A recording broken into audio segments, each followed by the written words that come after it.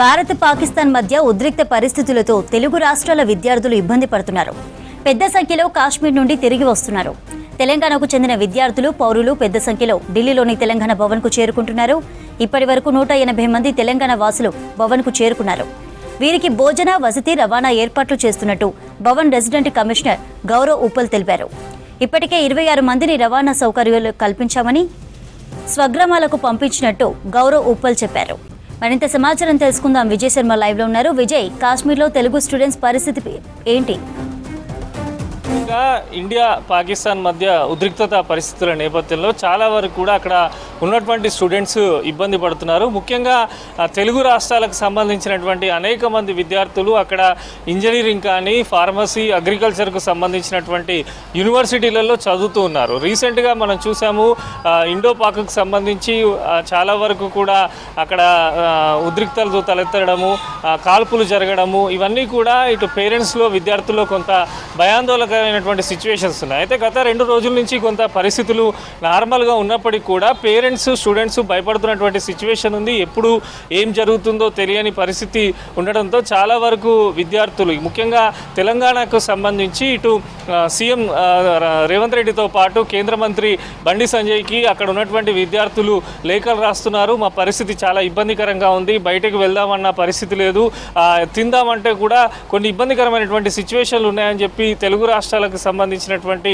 విద్యార్థులు, ముఖ్యంగా తెలంగాణకు సంబంధించినటువంటి విద్యార్థులు అనేక మంది కూడా కేంద్ర మంత్రులతో పాటు ముఖ్యమంత్రి రేవంత్ రెడ్డి, ఇతర మంత్రులను కూడా సంప్రదిస్తున్నటువంటి సిచ్యువేషన్ ఉంది. ప్రధానంగా ఒక జమ్మూ కాశ్మీర్తో పాటు పంజాబ్లో కూడా ఎక్కువ మంది విద్యార్థులు ఇంజనీరింగ్కు సంబంధించినటువంటి కోర్సులు చదువుతుంటారు. పంజాబ్లో కూడా చాలా ఉద్రిక్తత పరిస్థితులు తలెత్తుతున్నాయి. అక్కడ నైట్ అయితే చాలు ఏం జరుగుతుందో తెలియని సిచ్యువేషన్ ఉండటంతో అనేక మంది విద్యార్థులకు సంబంధించి తీసుకురావాలని చెప్పి కోరడం జరుగుతుంది. అయితే జమ్మూ కాశ్మీర్ నుంచి ఢిల్లీ తెలంగాణ భవన్కు చేరుకోగానే అక్కడ తెలంగాణ భవన్లో ఉన్నటువంటి అధికారులు ఏ ప్రాంతాలకు సంబంధించి, తమిళనాడు అయితే తమిళనాడు, తెలంగాణ అయితే తెలంగాణ, ఏపీ అయితే ఏపీ, ఇట్లా విద్యార్థులకు సంబంధించి పూర్తి వివరాలు తీసుకొని ప్రత్యేకమైనటువంటి ట్రాన్స్పోర్ట్ వ్యవస్థను ఏర్పాటు చేసి వారికి కొంత ఛార్జెస్ కూడా ఇచ్చి పంపిస్తున్నటువంటి సిచ్యువేషన్ అయితే ప్రజెంట్ నెలకొంది. ఇప్పటికీ మనకున్న సమాచారం ప్రకారం దాదాపు 200 పైన విద్యార్థులు కూడా ఇటు తమిళనాడు, ఏపీ, తెలంగాణకు చేరుకున్నట్టు కూడా లెక్కలు కూడా చెప్తున్నారు అధికారులు. అయితే విద్యార్థులకు సంబంధించి ఎటువంటి సమస్య ఉన్నా కూడా అక్కడ జమ్మూ కాశ్మీర్తో పాటు పంజాబ్లో ప్రత్యేకమైనటువంటి టోల్ ఫ్రీ నెంబర్లను కూడా అందుబాటులోకి తీసుకొచ్చారు. ముఖ్యంగా తెలంగాణ భవన్లో ఒక కంటిన్యూగా 24 అవర్స్ మానిటర్ చేసే విధంగా, ఢిల్లీ తెలంగాణ భవన్లో మానిటర్ చేసే విధంగా ఒక టోల్ ఫ్రీ నెంబర్ను కూడా అందుబాటులో ఉంచారు. అయితే ట్రాన్స్పోర్ట్కి సంబంధించి పంజాబ్ నుంచి, అదేవిధంగా జమ్మూ కాశ్మీర్ నుంచి ఢిల్లీకి చేరుకోవడమే చాలా పెద్ద సమస్యగా మారింది. వారు ఢిల్లీకి చేరుకున్న తర్వాత అక్కడి నుంచి నేరుగా రాగలుగుతున్నారు. అయితే ప్రజెంట్ మనకున్న సమాచారం ప్రకారం ఉత్తర తెలంగాణకు సంబంధించినటువంటి అనేక మంది విద్యార్థులు పంజాబ్లో ఉన్నట్టు తెలుస్తుంది. వారిని రప్పించేందుకు కూడా ఇటు కేంద్ర, రాష్ట్ర ప్రభుత్వాలు కూడా సమన్వయంతో పనిచేస్తున్నట్టు తెలుస్తుంది. ఎప్పటికప్పుడు ఢిల్లీ తెలంగాణ భవన్కు సమాచారం అందిస్తున్నారు. పలువురు విద్యార్థులు ఇక్కడ చిక్కుకున్నారు, వారిని ఎట్లన్నా ఢిల్లీకి తొలగరావాలి, ఆ తర్వాత ఢిల్లీ నుంచి సికింద్రాబాద్కు సంబంధించిన రైళ్లలో ఎక్కివ్వాలంటూ కూడా పలు విజ్ఞప్తులు చేస్తున్నారు. పేరెంట్స్ కూడా కొంతవరకు ఆందోళన చెందుతున్నటువంటి సిచ్యువేషన్ ఉంది. తమ పిల్లలకు